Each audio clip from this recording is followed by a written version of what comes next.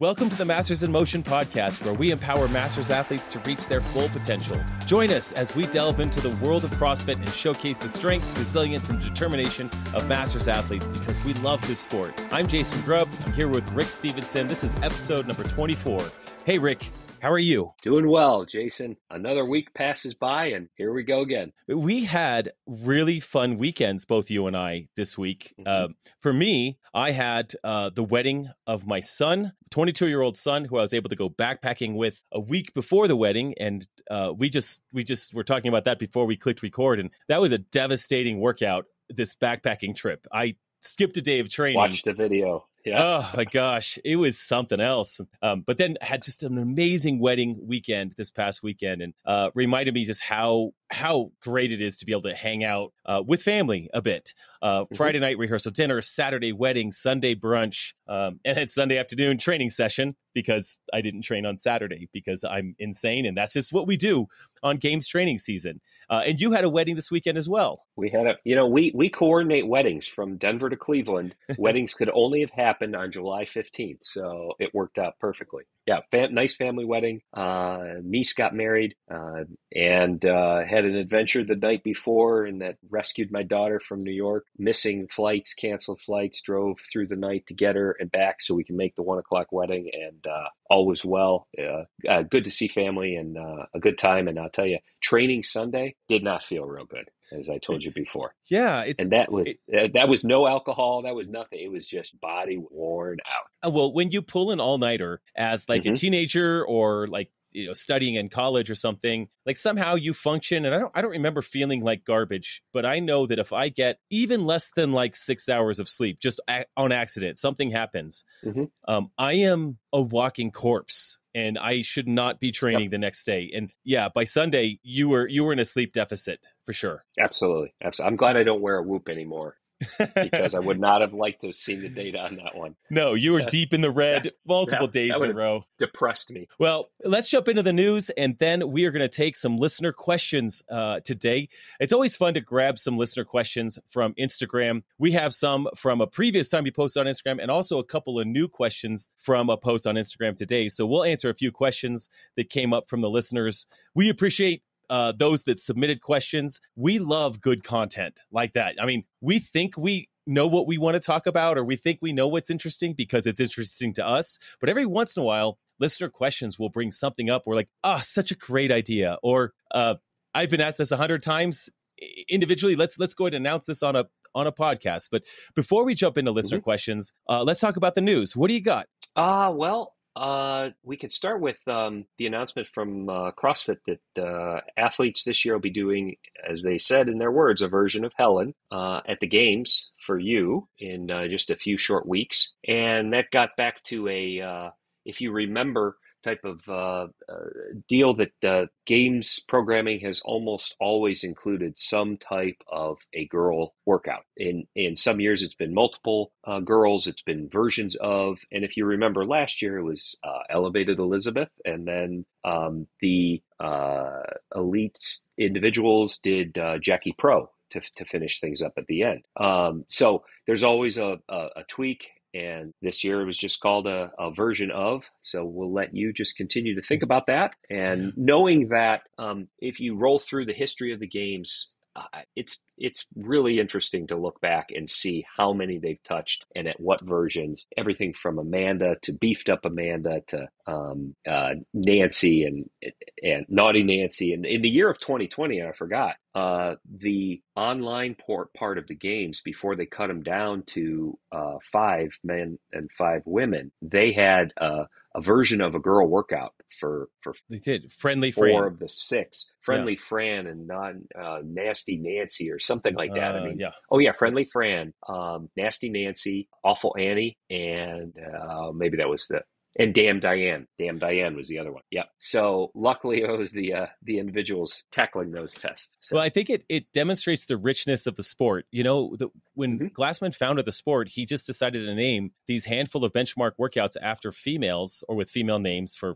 whatever reason. But it's turned out that you could take these workouts and you can manipulate them and change them and scale them up. So you scale them down. And one of the best parts of about benchmarks is that it's this test and retest type situation. Like, what's your Fran time? What was your Fran time when you were 42? What was your Fran time when you were 39? Like for us that started later. I did Fran last week actually as a finisher. And I'll tell you that my Fran, I did not PR Fran as a finisher workout, but I would hope not as a finisher. No, come on. no, he was awful. And I definitely practiced just standard Helen today. 400-meter run, 21 kettlebell swings, 12 pull-ups, just to get a feel for it. And I very much doubt that that's the version that we'll see at the games, just the standard version. It could be, but they said in the post a version of. And those three words are what causes games athletes to lose sleep. Because this could be the double Helen pyramid version that we saw at the games in 2010, I believe. It could be just 2010. Yep. Could just be double Helen. It could be heavy Helen, maybe with sandbag cleans. That would be kind of silly. That would be silly because that really gets us off course. But we could see something where we have alternate length runs. We have maybe different weight kettlebells or heavier kettlebells or single arm kettlebell swings, which would really be more like a kettlebell snatch, which I think would be really much easier to judge. This is all speculation. This is where my brain goes in all these different directions. We could do pull-ups. It's fun to watch your brain work. Pull-ups, chest to bar, muscle ups, as because we have 3 rounds, we could see maybe some increased levels of gymnastics there. There is not enough time or energy or even a necessity to practice every version of Helen. But I did get my hands on a kettlebell and did some standard kettlebell swings, which honestly, I don't do a lot of full range kettlebell swings. I do a lot of heavy Russian kettlebell swings, but the full range, they felt great. The pull-ups after them felt great. I remember the first time I did Helen, I remember how grippy it was and wasn't sure if I could hang on to the kettlebell and then hang on to the pull-up bar. We're past that now, and it's just how fast can I run is really the challenge in this one. Yeah, so it's fun when they release these. I did see a post, and this is interesting today, that actually this year is the 20th anniversary of them releasing Helen. The date, and I wrote it down here, was August 9th, 2003 is when it first showed up on the main site. Wow. So probably that's the reason. I would imagine. Yep. Not many. CrossFit still is in its infancy as a sport. Longevity hasn't happened yet. We don't have decades and decades of records to look back and parse through like other sports do. So to say something is 20 years old, that's pretty cool. That is really cool. That's about the time when a lot of the other original girls were released, was 2003. So. Wow. What a fun nugget of history that you've got there. Well, we could speculate all day. I think the next clue we'll get is when they release the standards. That'll give us obviously a really clear idea of what we're doing. Right. And maybe, there was a conversation around the grips last week, how they talked about grip length, not as with a flat hand, the grips can't be longer than your middle finger. And I could see that applying to grippy workouts like like Helen and Amanda, if we were to do Amanda, but just for Helen's sake, when you've got, that kettlebell in your hands, maybe longer grips could give you a slight advantage on that grip, or that many pull-ups, maybe longer grips give you an advantage there. So maybe there's some crossover on, before they released Helen, they wanted to get out into the public, like, hey, you cannot have grips longer than this, so that we don't even have questions around Helen, because they're probably going to give us some sort of Helen version 3000, 20-year anniversary edition. It's Helen. 20-year anniversary Helen. It's just it's what would be a word that they could use, like heavy Helen or hellacious Helen or horrifying Helen or something that sort of starts with an H. Whatever like it is, it's going to be Diane. like Damn Diane. Hellacious Helen is what I can imagine. And if we're all doing it, that just makes it really fun. Again, that's a trend that I love that they're doing. Last year, all of the athletes did the exact same workout, or I guess essentially at the water, the pool. Yep. If we do something like that as well, it's just so fun. It creates some unity among all of the various age groups, divisions, adaptive, all of it. It's really cool. Yep. So we'll just wait and see. I know. We'll wait and see. What else we got? Was there anything else on the news cycle? Reebok announced a little bit of a new program for you that you'd be eligible for. More of a sweepstakes, it looks like, to reimburse for travel funds. So there's some signups, and I know that there'll be some posts coming out. You can read some articles on it. but certainly just wanted to mention that people are listening to this. Those athletes that it will pertain to, you being one of them. Yeah. There'll be more details, and that's also nice. But it does run rival to the Boulder Athlete Bonus Program. So Hey, but you can sign up for them all. I might as well. When there's free money out there, I'll put a link in the show notes for both the Morning Chalk Up article about the Reebok travel fund program, and for those Masters athletes that have not yet signed up, that are competing at the games for the Boulder Athlete Bonus Program, there's no obligation whatsoever. It's if you win an event, you get a $50 bill at the unofficial Masters after party. You just got to sign up. And here's what we've decided, Rick, that if for some reason, because my reach is only so far, I'm not sure if I can get in front on social media of all of the 60 plus Masters athletes. Maybe not even all the 55 plus ones. Not all of them even know about this. So if someone does win an event and you know about the bonus program and they don't, just tell them to find me online, find the after party, which is at the Capitol Grill on Thursday night, the night we finish. It's at the Capitol, not the Capitol Grill, the Capitol Brewing Company in Madison. And just come get your $50. It's simple. Like, just come show up. Like, we won't be offended. Like, if you won an event, you get $50. So perfect. Yeah. Thank you, Reebok, Boulder Athlete, just anyone who is investing and supporting the athletes. I mean, it's just really fun to see that happen. So that's it on the news cycle. There wasn't really anything else. I'm sure as we get going, as we move into next week, we're going to see some more events pop up. We're going to see some standards. There's going to be even more fun things to speculate about. And then we'll just mention this now. As we get through the games, we're going to start turning our attention towards the Masters Fitness Collective, which is happening the last week in September into October, which is the Masters Fitness Championship. Fun, amazing 4-day event for Masters athletes. There's also the Legends Championship, which is in December, but that qualifier will be coming up after the games. I think it's late August when that online qualifier opens runs through part of September. Right. Yeah. So we'll get all the information. We'll provide all that we can gather there, and we'll also try to reach out to those that create those events and try to get them on as guests so that we can learn all about those two events, because those Masters athlete competitions, they come fast, and we really want to make sure that everyone knows about those as well. It's the season for those.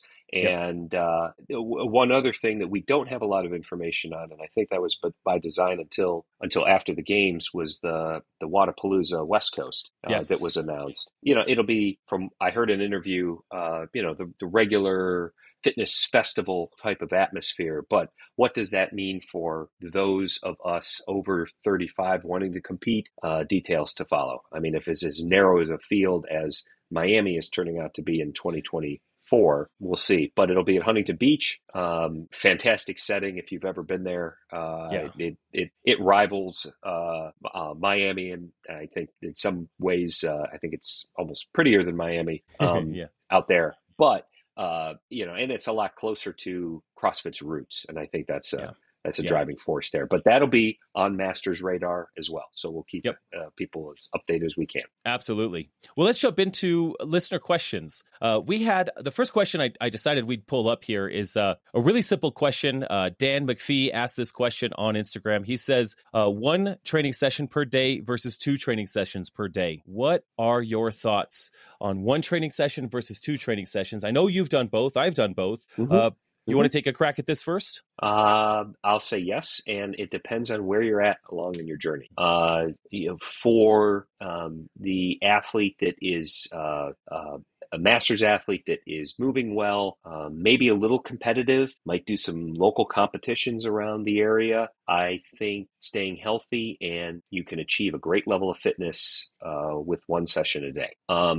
If you're at a slightly higher level and looking to really compete, in maybe multiple competitions a year, knowing your schedule, I think what you want to touch are two sessions, and that comes back to lining up with a coach that has your goals and interests in mind, knowing how your day shapes and lays out what you can get done in those 2 sessions.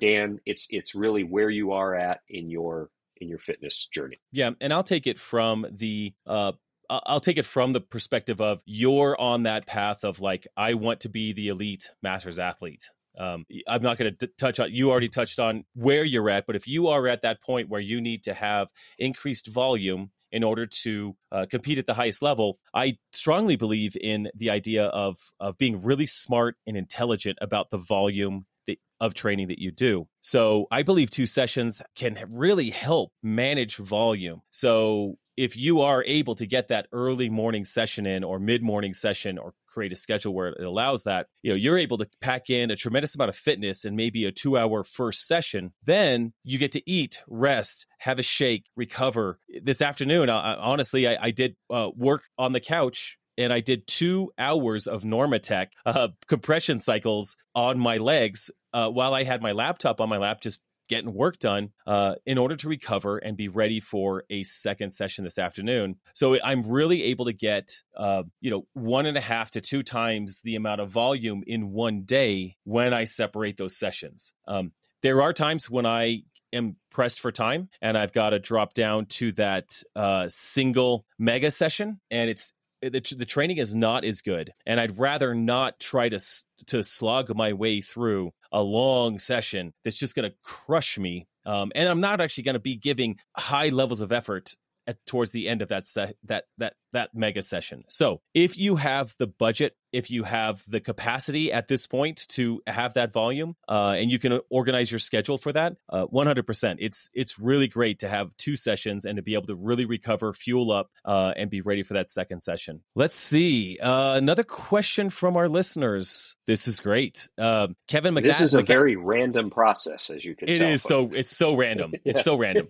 As he rolls through. I am rolling through the questions. I'm very much cherry picking ones. Yeah, I was going to say there should be a Wheel of Fortune type spin here. I know, and we almost have a lightning round. Are you a cat person or a dog person? And well, I'll just ask you that, Rick. Yeah. Are you a cat person or a dog person, and why? I'm a dog person. Absolutely, 100% dog person. All right, me too. I mean, that's fair, and we're on the same page on that, and it's really the only right answer. So we'll just, I have a strong opinion on that. Kevin McAdams asks, how do you stay motivated for competitions and the Open year after year after year? And I think that's a great question. Yep. Would you like to start? Oh, sure. Okay. Well, Kevin, I think for myself, I think it's because the progress that I have been able to make. Everybody has a different journey, but when I started out, I was at an age where I was still in I was still in the individual division, believe it or not. Mm. There were no baby masters divisions. So, I was doing it to learn how to learn the sport, learn what CrossFit was about, be part of the community. And that really the gym that I was at helped foster that environment, and it made, the Open exciting, and you wanted to put your best foot forward. You wanted to be healthy when those 5 weeks of Open came around each year. And then, as I got older into the different age groups, and I was able to compete, a little bit on a bigger stage. It was some of the limited success I had lit the fire and made me keep wanting to come back to it every year. And so now it's just I can't think of doing anything other than the Open in the late winter, early spring around this time. It's just comes with the change of the season. That's just how my clock is set, and it's a very motivating time of the year because the weather leaves a lot to be desired around here that time of year. It definitely gives you something to do. Yes, for me, I was thinking about this, and I completely agree with you in all of the aspects that you just shared, Rick. The other thing that's for me is once I tasted little bits of success or little bits of victory, that became a bit of a addiction or an obsession for me. Like I'm good at this. I love this. I know for you, Rick, having been to the games once, it just wets your whistle. Not like you want to go back again. It's just a natural feeling. And then I was also thinking about, there's those times when it's like October or even late September, October, November, where it's very much an off season. Maybe, I'm not really training for anything in particular. Maybe I'm starting to really start to think about Legends in November, but there is a kind of a real lull during an off season there in my particular season. But I also find that I just am the kind of person that has a habit of training every day. And it's not necessarily that I'm motivated to train every day. Like I don't always feel like snatch work. I don't always feel like doing heavy front squats. Like these are just not things I wake up thinking, I can't wait to front squat heavy today. It's not pleasant. But I'm the kind of person that has the habit of training every day. Between 10 and noon, I am training. That's what I do every day. Or if it's a double session day, and I often do double sessions throughout the year, if it's 4 p.m, what I'm doing is I'm training. So there's almost a habit that I've formed over time that makes me feel there's a rhythm to life. And I thrive in routine. I thrive in habits. I mean, I've shared on this podcast, I eat almost the same thing every day. I go to bed about the same time every night. I wake up about the same time. I get up, ice barrel, sit in the sun, have coffee, eat breakfast. This is like a 3-hour process just to get out. Not really. It's not that much, but I'm I was going to say, wow, that's awesome. Then I bask in the sun, then I get a massage. No, that'd be great. But it's a very routine. So my routine is that I do that. And by having that habit on a daily basis, I just do that. I think in the future, when we're not traveling in an RV full time, I think another part of that I've had historically and I plan on having in the future is that there's a community, there's a CrossFit gym that I'm excited to go be a part of. There's a community that I enjoy seeing every day. So there's a social aspect to this lifestyle that also keeps me motivated. I love this particular season in Colorado. Yep. Yeah, I've been training at a gym for the last month, and I've had a training partner for the most part for the last month. And like Zach every day is this 30-year-old kid, and he's like, when are we training today? And I tell him, and we go in and we kill ourselves. That's fun. So I think having a smile on your face while you do that is super important. Okay, Rick. Yeah, next, especially the community. Last thing, the community becomes almost like a second family, and it's your friends. It's who you look forward to seeing each day.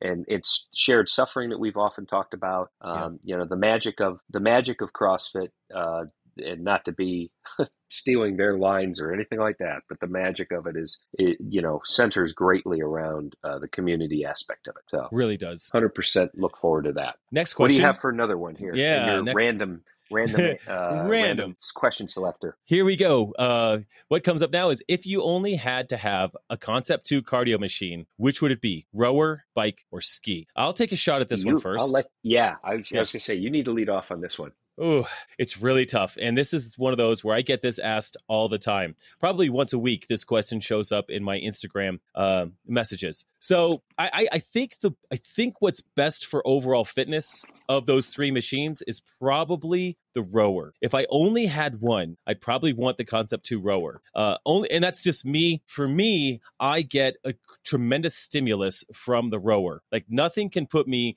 in the pain cave the way the rower can. Nothing can get my heart rate up as high as the rower. I'm very good at skiing and I love the ski erg. Like that's a treat to have one of those, which I have all 3 of these with me in my RV. I love the bike. The smoothness of the bike is just amazing. It's also has a great stimulus as well as the ski. But I would say if I could only pick one as something to have in my garage, I would go with the rower because I think it's probably the most well-rounded, largest muscle groups get attacked with the rower. An argument could maybe be made for the ski, but I really feel like the rower would be the one I would prioritize.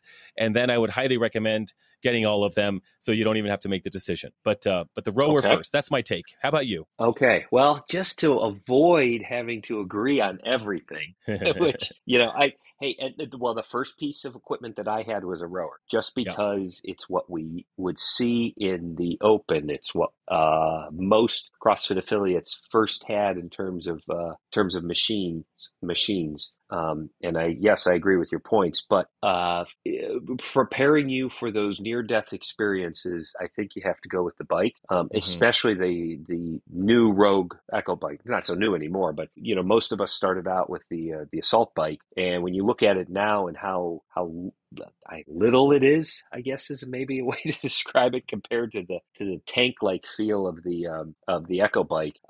Sprints on an Echo bike or longer duration training pieces, it just turns my stomach at times. And so I think I certainly need as much work as anybody else does. And if I had to pick one right now, I'll say the Echo Bike. Well, I think that's Just probably space. Make sure you have space, unlike the yeah. situation that you have right now. It's big, and I'd say you're cheating because that is not a Concept 2 device. But it is for the sake of disagreement. I agree with you because the Echo Bike is so devastating in all of its metabolic pathways, whether it's the short, medium, long. It is truly an awful device, and it's not that expensive. That's the funny thing, is it's just it's very affordable. It's very big. I can't wait to have a garage instead of an RV to put these things in. But I can finagle this 118-pound Echo Bike in and out of the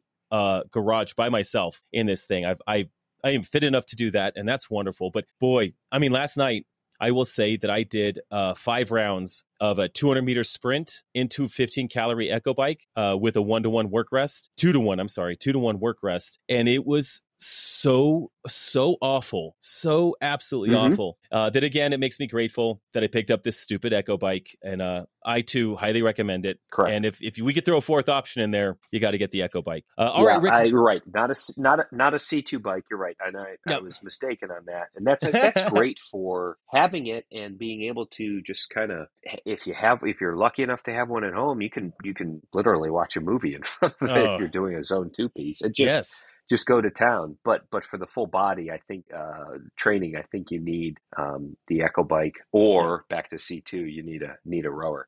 There was a post from BKG not long ago, just a day or two ago, and he had Echo Bike sprints. And to see somebody at his caliber look as destroyed as he did, and he posted it on what it was, I forget the work rest and how long the duration was, tells you that how devastating that bike can be. No one's friend. No, and it's unexpected until you do it. If you're listening and you haven't been on an Echo Bike, it's like an assault bike, but it also is very different from an assault bike. But like the assault bike, your first attempt on this thing to maybe go, just all out for 30 seconds. I've seen many people on their first attempt at that, just end up in the bathroom throwing up. It's just very, very, very acute in its response, or your body's response to it.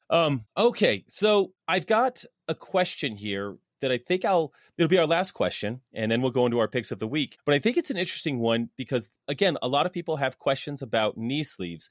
This question from Art Mart, that's the Instagram handle, Art Mart 75. So he is with 75. I'm assuming he's my age, since I was born in 75. But he has been getting MCL strain on his right side. Do knee sleeves prevent this? And I don't know. Well, I think there's 2 parts to this question. One, part A is, what do you do? I'm just making up a generic question out of this. What do you do when you have some knee pain or you feel something kind of random? Because I have this sometimes. I feel a little tweak in a knee or something. What do you do about that? And then 2, do you wear knee sleeves, and why? I think that's 2 questions I think we could fairly answer. Do you want to take either one of those? Second part. Okay. I love my knee sleeve. Absolutely. Talk about that. And I feel like I need them to warm up my old knees. And I know not everyone does wear them where I train, but anything from a simple air squat to heavy front squats to, of course, our favorite pistols, they just provide a level of support that I just come to expect, and the material keeps the knee warm. It's it's like a security blanket now, and I don't think there's anything wrong in relying on them. I mean, functional fitness. If I'm outside and I need to squat, yes, I don't have time to run in and grab my knee sleeves and put them on and go, okay, I'm ready to squat now. But in the gym setting, I swear by them because of the support that I think they provide. It's a mental thing now. I love the way they feel. Do you have a particular brand or a thickness, or do you prefer them really tight or loose?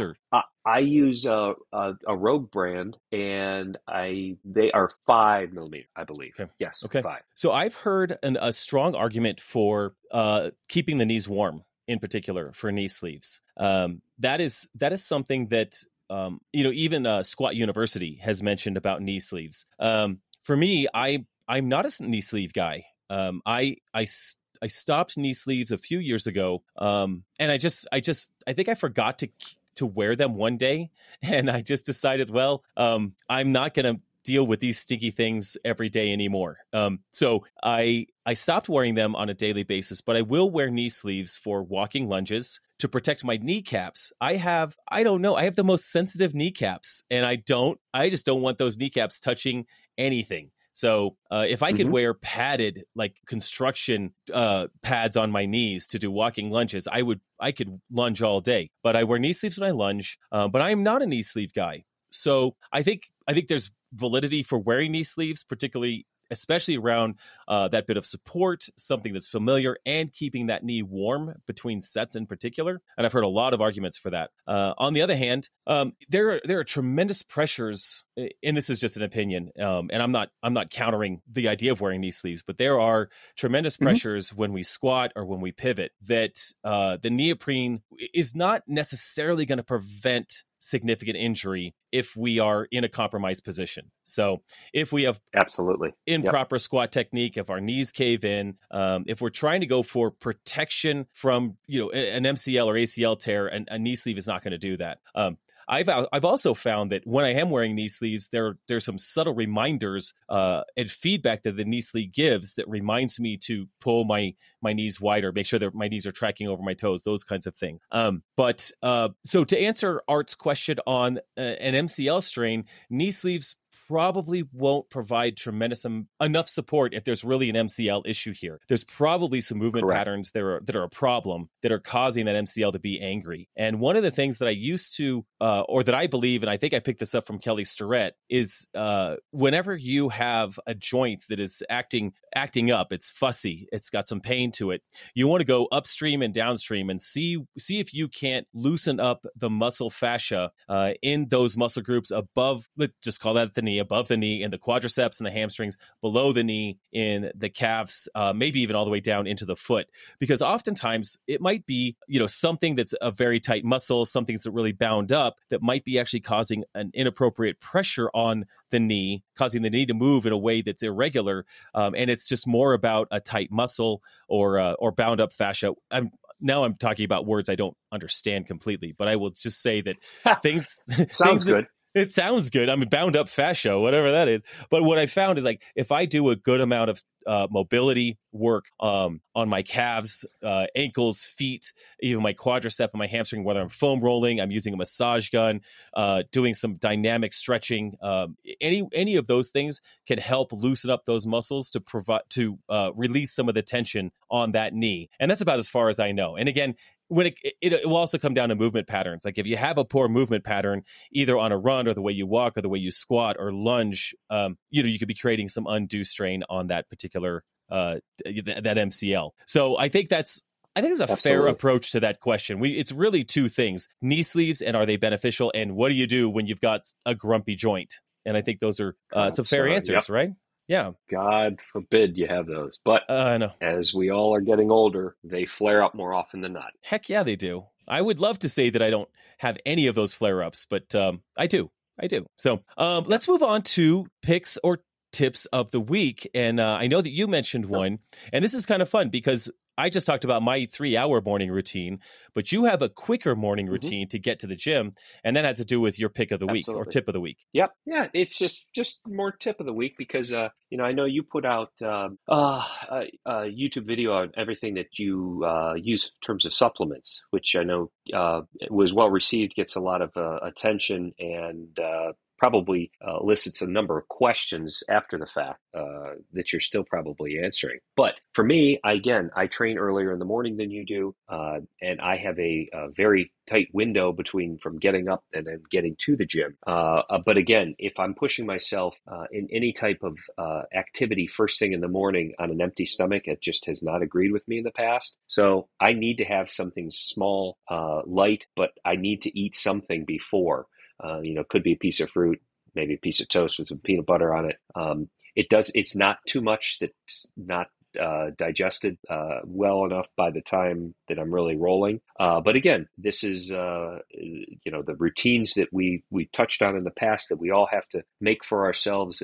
When we can find time to put fitness in our life here, and for my quicker turnarounds in the morning, it's get up, it's get a little bit of food in my stomach, and then start my training session. I don't have the time to have a full breakfast. That comes afterwards, whether I'm working in the office or working from home.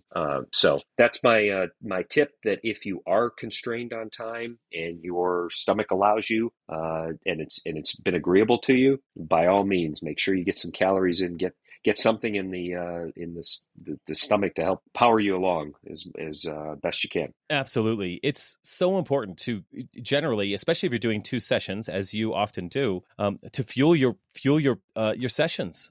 We are a sport that does work on fuel in our bloodstream. We've got that type of sport that we are training in. So yeah, I do the same thing. If I'm doing an early morning session, I definitely make sure that I get something into the system, and a cup of coffee, of course, because I just have to. Oh, absolutely. Yeah, yeah. Necessary. Caffeine Goes is a without supplement saying. and just delicious. For me, I wanted to mention RX Smart Gear jump ropes in particular. And I know I've brought them up before as a pick. I think we both had our own jump rope companies as a pick before. I just wanted to share an experience that I had with them this past week, maybe a week and a half ago. But I had David, who's the CEO of RX Smart Gear. He reached out to me maybe 6 months ago and just wanted to say hello on a phone call. So we jumped on a call and we ended up chatting for like 3 hours, because he's just a fascinating individual. David Newman. It's just a good dude. He's been around from the beginning. He's an OG CrossFit guy that was, at one of the CrossFit Games in early on, maybe the first year in Carson, and he was fitting all the athletes with ropes, like at they ran out of ropes. I don't know the story, but he's got all these stories just helping athletes over the past 10 plus years get better at jump roping, and then providing the market with really great jump ropes. But they don't sponsor athletes, so this isn't a sponsorship or anything like that. He just wanted to get to know me. That's it, which is really interesting for a CEO of a pretty large company to just spend a few hours on the phone. Anyway, we committed that day to do another Zoom call to work on my double unders, crossovers, double crossovers, triple unders, all of that stuff. And a week and a half ago, we had this call, and he spent another 2.5 hours dedicated time, no interruptions whatsoever. I was just out in front of my RV here with my phone on a stand. He's able to watch my technique and really take me from scratch to a proficient double under